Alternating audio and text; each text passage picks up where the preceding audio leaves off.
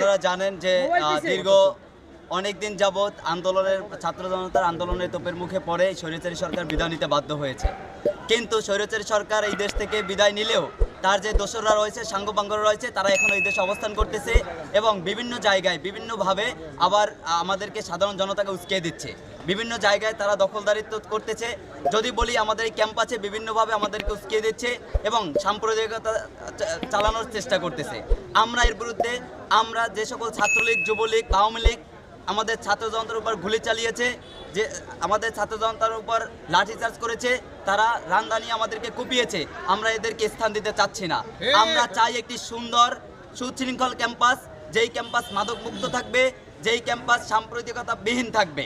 কিন্তু দেখা যায় এই ছাত্রলীগের অর্থাৎ আওয়ামী লীগের সাঙ্গপাঙ্গরা এখন পর্যন্ত ক্যাম্পাসে অবস্থান করে তারা এই নৈরাজ্যতা সৃষ্টি করতে চাচ্ছে, মাদক বিক্রি করতেছে এবং মাদক সেবনও করতেছে।